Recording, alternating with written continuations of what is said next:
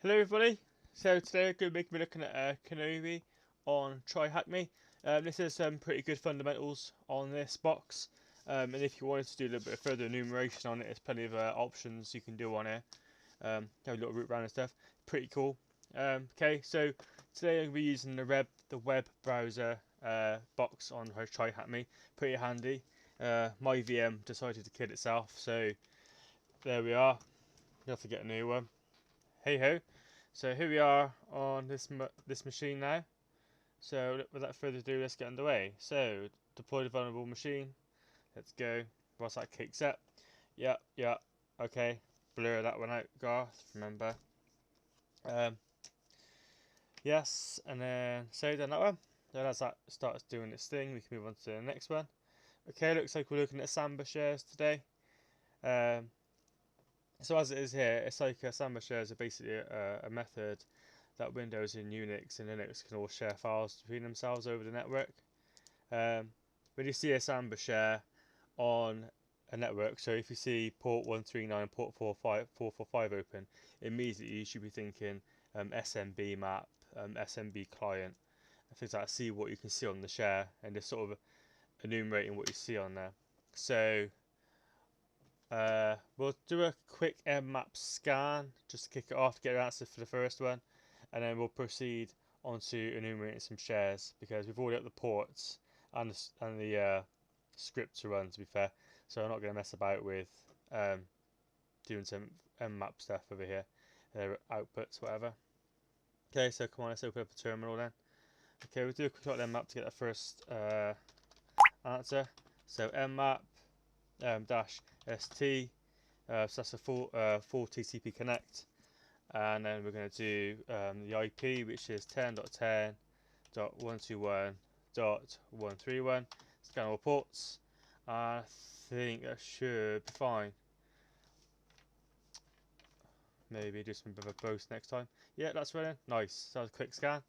Okay, so the answer to the first question is 1, 2, 3, 4, 5, 6, 7 are open. Okay, so that is your first answer. Okay, let's move on to the next one. See, as you see there as well, interesting, and our PC binder as well. It's interesting. I won't be looking into that. I should do, but I don't know. But these things we're interested in.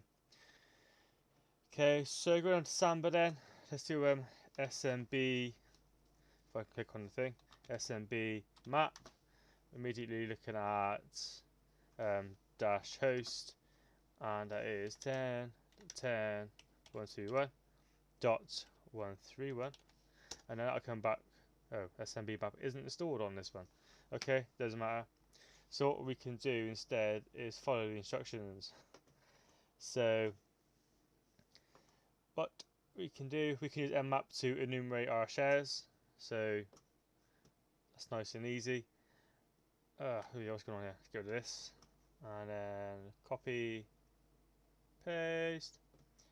So essentially, what this scan is doing is using Nmap scripts in order to enumerate the SMB shares.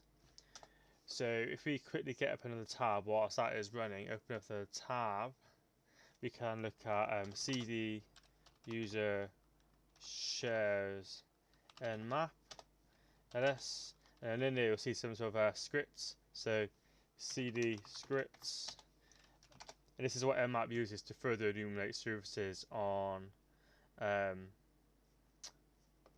machines and stuff. So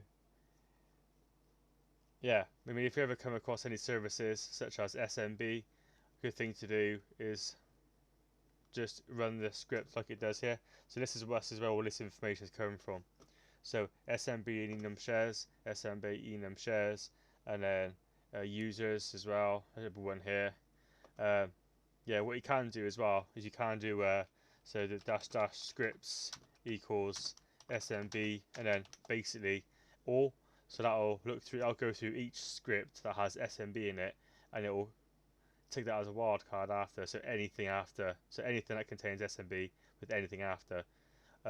If there's something before, such as this, before the SMB, it won't pick it up. But if you want to do anything before SMB. So that means anything before SMB and then carry on. So that's cool, that's how you do that. Okay, so let's give it the other shell to open us up a little bit more.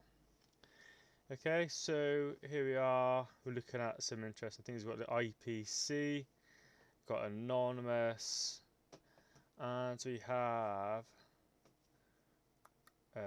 some print stuff. So read-write access to the anonymous one. Current user has read-write access to IP. Okay, so look at anonymous because anonymous is always interesting. So SMB client, and then we're going to go forward slash. I can't even remember. This one forward slash. SMB client is a bit funny with these parameters. You got to mess about with them a little bit. So if you don't get it right first time, don't worry. It's perfectly normal. Well, I know for a fact, for instance, this is actually going to be forward slash forward slash. I think it's something to do with what file system you'll be looking at. So in this instance, it's going to be Linux. See what comes back. Yep, that worked. Okay, so what we got LS. Okay, we got a log test. So get log.txt.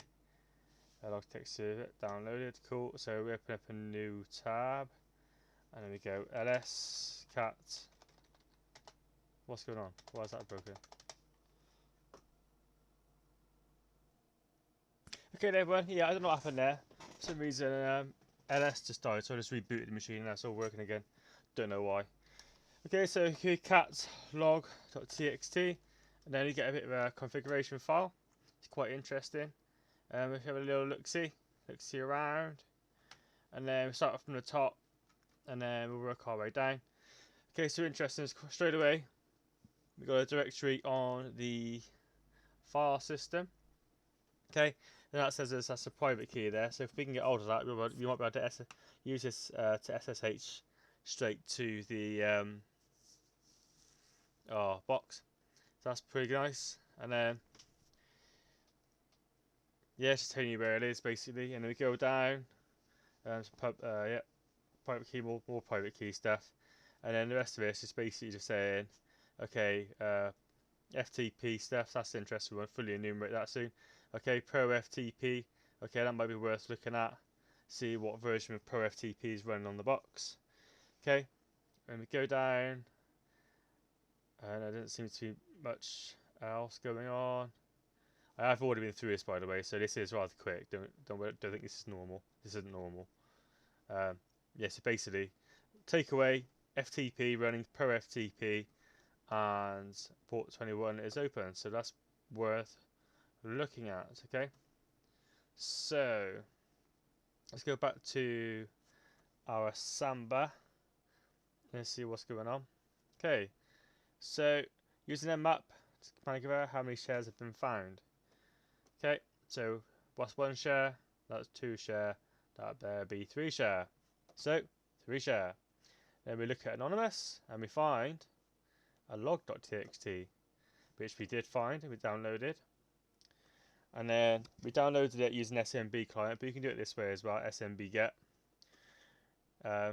Yes, we know FTP always runs on port 21. Not always, but it can be customized to do something different, but default is port 21. Okay, and then earlier Nmap port scan would have shown port 11 is running our PC bind. Okay, so again, what we should be doing here, we should be further enumerating using Nmap, using NFS. So it's already provided you the command here. So what we can do is copy that. So like we did with the NSC scripts, you just further enumerate it, and then re-roll it into there like that. Okay, and then minimize that, paste, and here we are. And we should get a location of our mountable thing. Okay, so it's a little bit wider. We need that in a minute. Okay, so here we go. Got read the stuff on the share. Okay. So this is interesting. So what we can do from here, if we just create a directory locally, so what we've got in here already. Yeah, let's call it so make directory share,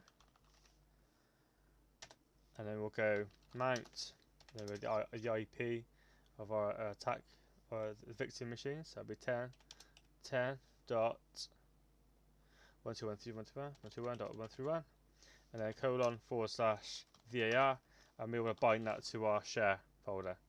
Okay, tab what, and then that will mount it.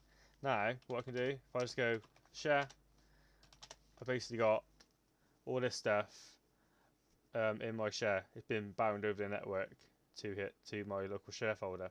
So it's like this folder is running locally on my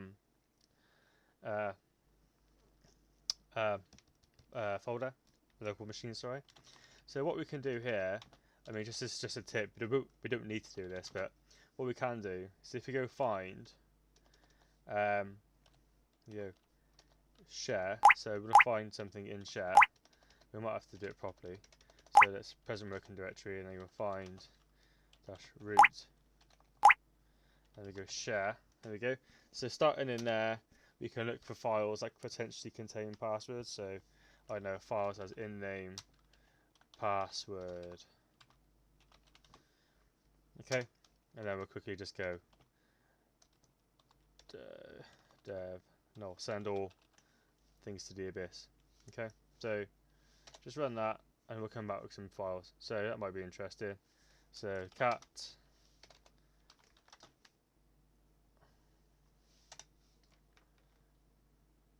okay, so there's nothing in there. But you get the point. We basically just searched the new share for passwords for files that are called password, and yeah, so that's a quick way of enumerating an entire file for certain things like that. So maybe we can. Yeah, but anyway, that's not the answer to this box. But for future, if you can do this, it's worth knowing your find command, so you can quickly find your shares, stuff in the shares, network file shares. So go back down to here, done all this stuff, and now we need to enumerate the Nmap stuff. So we go paste, run that. Okay. So again, that's the wrong one. Oh yeah, so yeah, we've done that. Yeah, sorry, we've done that already. Okay, that's cool. Okay, so logically now, because there's an FTP lot in the log, that's pointing us towards the FTP.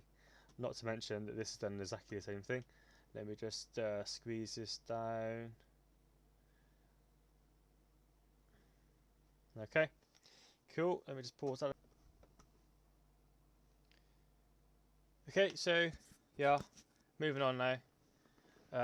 So now we're going to start looking at the FTP stuff. Okay, so two ways to do this. What we can do, so we go nmap -p21, and we go -sv because we want to find out the version of what is running on port 21, and then we just put in the address, which is 121.131, and that'll come back with a nice little version of what we're after.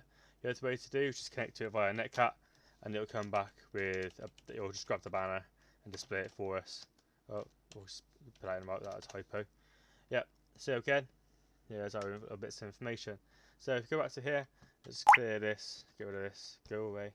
Not required. Surplus requirement. We're going to clear. Okay, what we're going to try and do is we're going to go Searchsploit, and then we're going to look for ProtFtp version 1.3.5. And then we're going to get this coming back. So I think this is Ruby. So if it says Ruby, you can be pretty sure that this will be loaded into Metasploit. So you'll be able to run this in Metasploit. Python, I did look at this earlier on. It's something to do with our web server. I didn't look too much into it because we're not looking at web servers at the moment, although there is a web server running on this machine, but I just haven't enumerated it yet. I might do it after. And then here we go to the FTP stuff. So when I open this up, it is basically what we are looking for. So what we can do in order to read this file without having to download it into any crazy areas, we can just go Searchsploit X and then just highlight it and the middle mouse button into the screen, and then get this open. Okay. So the little usage examples down here, I'll tell you what we're going to be after. So it looks like in here that we are able to copy files around the system. I think that is the exploit. So in our case, since we have a Samba share running on this system, we might be able to copy stuff from other folders into the Samba share that we have, or network file share that we have, and we get access to it. So since we know private key and SSH private key is on the system, we might be able to download that SSH key and then use it to log into the box via SSH, which is all nice and dandy, right? So what we're going to do, I use this example, we're going to find the site copy to, or we're going to find copy from first. So we're just going to copy that, and then we're going to paste that in there, copy paste, and then we're going to look for our SSH key. So as we saw from the log.txt, it is located in home Kenobi /ID_RSA, and then we get a warm fuzzy feeling saying directory exists. Now all we need to do is copy it to the share. Now we know the share is located here, so what we need to do is the site cp2. This instruction was found on the previous page, and I'm going to go var, and then there is a temp folder as we saw in our share located on our system. So hopefully that'll work. I didn't put a name for the file, so that's why that didn't work. I just copy and paste that in there, and I put ID_RSA. Hopefully that'll work. Bad name sequence commands. Okay, so let me just redo this one quickly, because obviously it's just throwing an error and just reset itself, which is not a problem. And then we just do that, and then we do that, and copy successful. So theoretically now we have an SSH key that we can potentially use to log into the system. So what we're going to do, we'll kill this. So Control D, Control C. Here we go. Then we're going to go CD share. Let's see. There's our temp. Then CD to TMP. And then we're going to CP. So copy IDRSA to our root directory. Okay, that tilde doesn't seem to work on this. Okay, we'll just write it in manually. Root. Now, so CP IDRSA to IDRS. That should be fine actually. And then CD back to that, and get to that. Cool. Now, what you want to do, this is a really important step. Do not do what I did first round. It's a real pain. Change this with the correct permissions, because if you don't, SSH will like black mark the private key as compromised, and you won't be able to use it, and then you'll be upset like I was. So go chmod 600 ID RSA. Okay, now you can use the SSH key. Okay, so what we're going to do, we're going to go SSH -I to use the key and not a password. Kenobi is our username, and then we're going to go 10.10.121.331, and then didn't work. So SSH should probably actually give it a key, shouldn't I?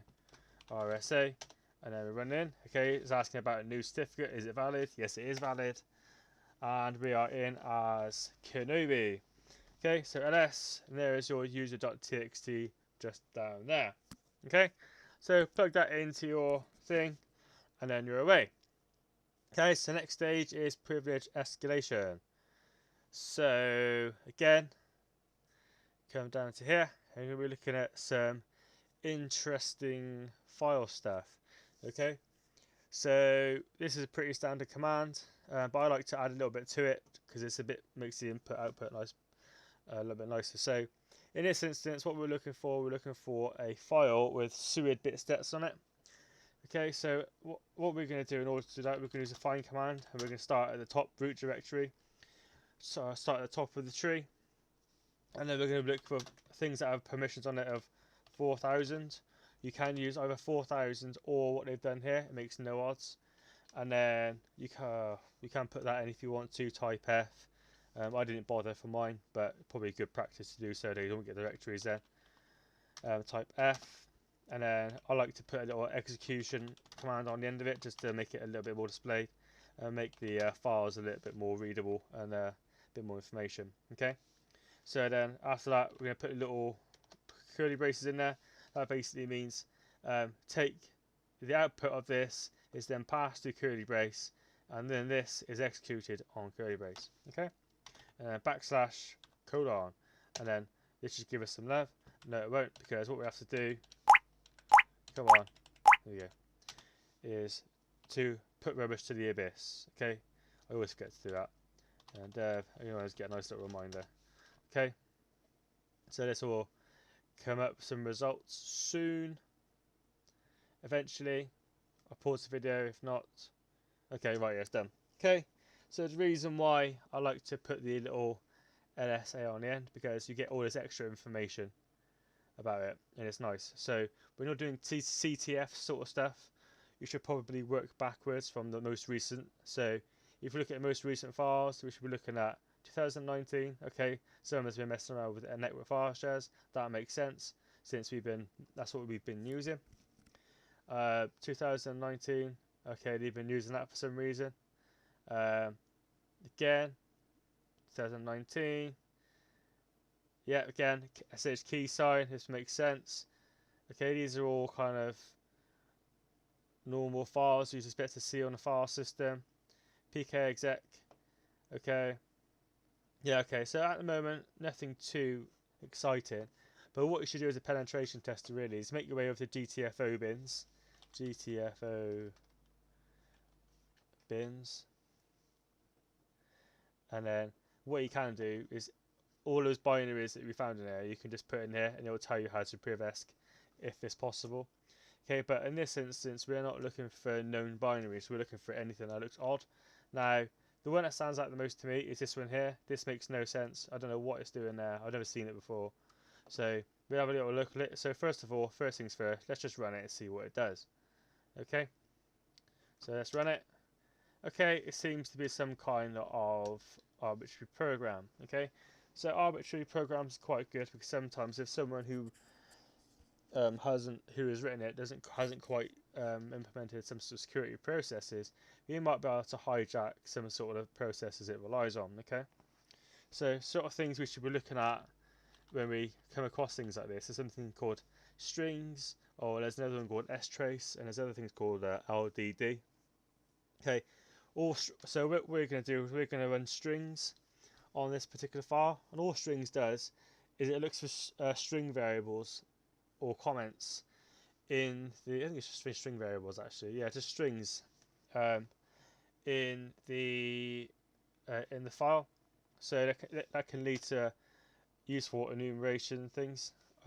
Helps if I give it a file. User dash bin dash just dash.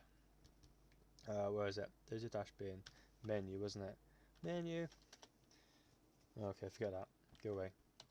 Strings dash user bin menu. I'm thinking this is right. Yeah. Okay. Lots of stuff going on here.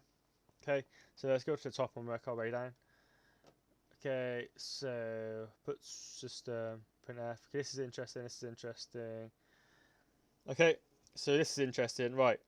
We can use ifconfig. So it looks like to here that it's an unquoted file path. So what it's essentially doing when ifconfig is running here, it's looking to the local path table, and it's coming across the first sort of instance of ifconfig and running whatever is in ifconfig. So if you're new to this is probably blowing your mind.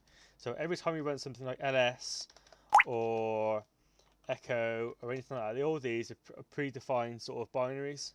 So if I look into echo $path, you're basically telling, oh, not echo $path, come on, path. So here it's saying, when I run echo, look in this directory for echo, and then if you can't find it in here, it goes to here. If you can't find it in here, it goes to here, etc., etc., etc., all down the line, right? So what this is doing, if you're running it as whoever user, it's looking at that user's path, variable path, and is choosing the first instance of ifconfig that comes up from these areas.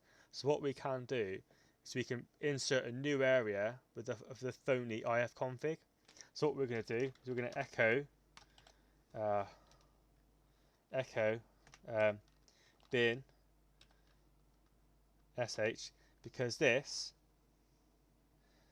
is the directory of a shell, shell directory. So ifconfig. So this is going to create a new file in the directory Kenobi. Okay, so run that ifconfig. Yeah, now if we ls, we have ifconfig, and if we cat ifconfig, and then what we can do, cat ifconfig, then we can create an environmental variable. Just export path, $path, should I say, $path equals, let's find out where we are first actually. So present working directory, we'll need that information. So export $path equals, sorry, always get brain farty with this. Export path equals temp.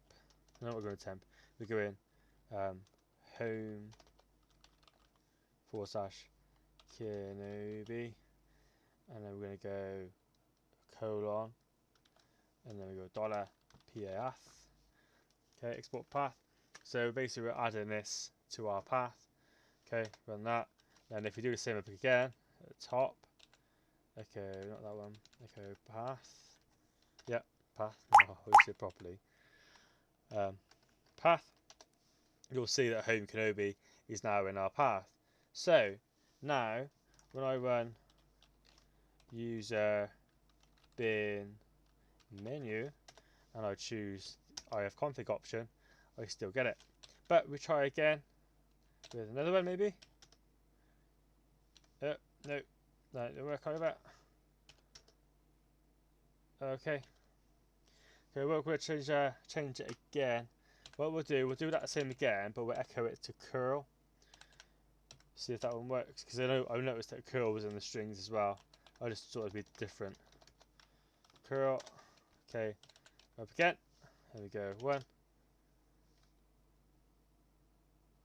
Okay. I've done something wrong here. Hang on a moment. Okay, I think I worked out what it was. So my files didn't have full permissions on it, so probably locked to like local user execution or something like that.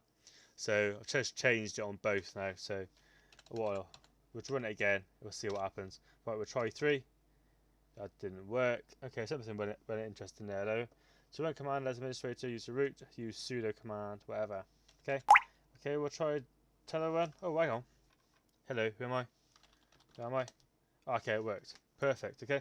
So all we need to do now then is cd root ls, and then there's user flag. Okay. So that was a quick and easy one today. That was really cool. I really enjoyed that one. I hope you got something out of it, and I hope it didn't go too fast. I've been told my videos are a bit too long, so I'm trying to like speed them up. But you know, if you don't like them too fast, or you prefer the details going through last time, please let me know, and I'll revert. But anyhow, thanks for watching. I'll see you again soon. Bye bye.